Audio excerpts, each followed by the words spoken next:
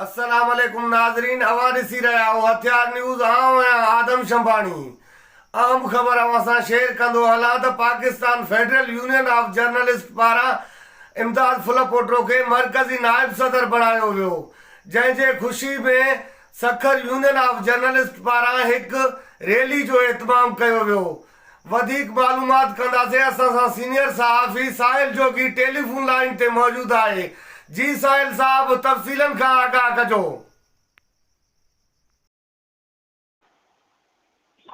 जी आदम शंभाणी अॼु Sukkur union of journalist पारां Pakistan federal union of journalist जे मरकज़ी नायब सदर इमदाद फुलपोटो जी आज्ञा जे लाइ शानदार हिकिड़ी तक़रीब रखी वई, जेका मोटरवे रोरी टूल प्लाज़ा ते हुई। उते जेके वॾे तादाद में सखर जे मुख़्तलिफ़ इलाइक़नि चकराठो पनवाकल हाले पट रोरी ऐं ॿियनि इलाइक़नि सां तालुक़ रखंदड़ सहाफ़ी वॾनि में उते पहुता ऐं जीअं ई Pakistan federal union of journalist जो नयो चूंडियल नायब सदर इमदाद फुलपोटो ऐं ACC जा मेंबर जिनखे बि हाणे इलेक्शन में चूंडियो वियो आहे, जंहिंमें परवेज़ खान, मेहताब अंसारी, इसहाक सूफ़ी शामिल हुआ। जीअं ई रोरी टूल प्लाज़ा ते पहुता त संदसि शानदार इस्तक़बाल कयो वियो ऐं गुलनि जी वर्खा कई वई। इन मौक़े ते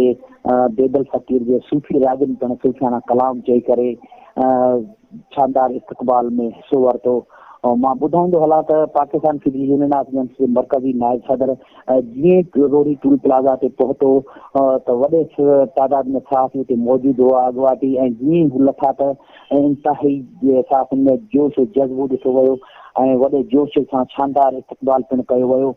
इस्तक़बाल खां पोइ रैली जी सूरत में हिकु तक़रीब जेका अॼाणी जी रखी वई हुई रोरी टूल प्लाज़ा भरिसां, उते मरकज़ी नायब सदर इमदाद फुलपोटो खे आंदो वियो, जिते मरकज़ी तक़रीब खे ख़िताब कंदे इमदाद फुलपोटो चयो त ही सहाफ़ियुनि जी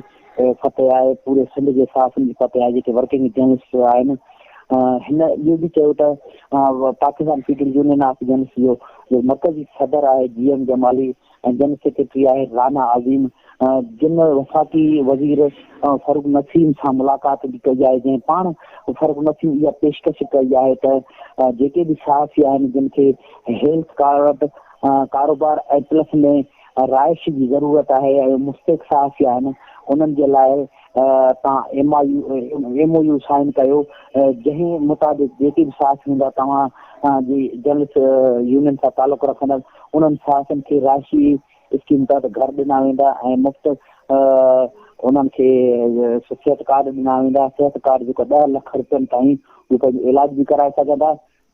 इन वधीक तकलीफ़ खे ख़िताब कंदे इहो बि चयो त Pakistan federal union of journalist जेका इंटरनेशनल फेडरेशन ऑफ जर्नलिस्ट सां वाबस्ता आहे, ही पाकिस्तान जे सहाफ़ियुनि जी वाहिद नुमाइंदा तंज़ीम आहे जेका सहाफ़ियुनि जे हक़ुनि जी तौसील पई करे। इन मौक़े ते फेडरल काउंसिल जे मेंबर परवेज़ खान, मेहताब अंसारी ऐं सूफ़ी इसहाक इन तक़रीब खे ख़िताब कयो ऐं हिननि चयो त ही कामयाबी जेका आहे असां समूरनि सहाफ़ियुनि जी कामयाबी आहे ऐं हितां जा जेके सहाफ़ी आहिनि जेके मुख़्तलिफ़ ॿारहाड़ी जे इलाइक़नि सां तालुक़ रखंदा सहाफ़ी आहिनि, उन्हनि जो हाणे डायरेक्ट जेको वास्तो हूंदो उहो Pakistan federal union of journalist सां हूंदो, छाकाणि त हाणे शिकारपुर, खैरपुर ऐं जैकबाद खे त Pakistan federal union of journalist पारां जेके इलाक़ ॾिनो वियो आहे, उन इलाक़ मुताबिक़ हाणे हितां जो ॿारहाड़ी जा सहाफ़ी पिणु सिधो मरकज़ सां राब्ते में हूंदा ऐं पंहिंजा जेके बि वोट जा इस्तेमालु कंदा हक़ आहे उन सां गॾोगॾु जेके बि मसइला हूंदा उहे डायरेक्ट उन्हनि सां ॿुधाईंदा। ऐं इन मौक़े ते सखर यूनियन ऑफ जर्नलिस्ट सदर रशीद रज़ा पिणु ख़िताब कयो, जंहिं इहा ॻाल्हि कई त असांजो कमु जेको आहे ख़ाली नारा हणणु ऐं दावाऊं करणु न आहे, पर असांजो कमु आहे त जेके हक़ीक़ी सहाफ़ी आहिनि उनजे हक़नि जो तौफ़ील बि कजे ऐं उन्हनि सहाफ़ियुनि खे पिणु मरकज़ सां वाबस्ता करायो वञे त जीअं उहो डायरेक्ट पंहिंजो जेको बि मसइलनि मसाइलनि बाबति हू मरकज़ सां राब्ते में हुजनि ऐं उन्हनि जी पाण इस्लामाबाद, लाहौर ऐं कराची जे सहाफ़ियुनि जेतिरी हैसियत हुजे। उन तक़रीब खां पोइ वॾे तादाद में सहाफ़ियुनि रैली कढी, जेका रैली रोही ॿेड़ी चौक, लेंसडाउन पुल, शालीमार फाटक खां थींदी प्रेस क्लब सखर चौक ते पहुती, जिते पिणु वॾे तादाद में सहाफ़ी गॾु थी विया। इन मौक़े ते पिणु मरकज़ी नायब सदर इमदाद फुलपोटो सत में शामिल जेके कारूं विधियूं आहिनि उन्हनि खे ललकार कढे चयो त हाणे कारी ॾिढनि जो जेको असर आहे उहो ख़तमु थींदो पियो वञे। हाणे हक़ीक़ी सहाफ़ी मैदान में अची विया आहिनि। जल्द जेको आहे सो जेके मंशात खोर इस्माइल सहाफ़ी आहिनि उन्हनि जो सफ़ायो कयो वेंदो। इहा बि ॻाल्हि कई त जेके सखर प्रेस क्लब समेत मुख़्तलिफ़ प्रेस क्लबनि ते माफ़ियान जो जेको कब्ज़ो आहे उहो पिणु जल्द असां ख़तमु कराईंदासीं। इंशाअल्लाह ताला मैदान में जेके तव्हांखे असुल सहाफ़ी अवां नज़र ईंदा। अहिड़े खिताब खां पोइ रैली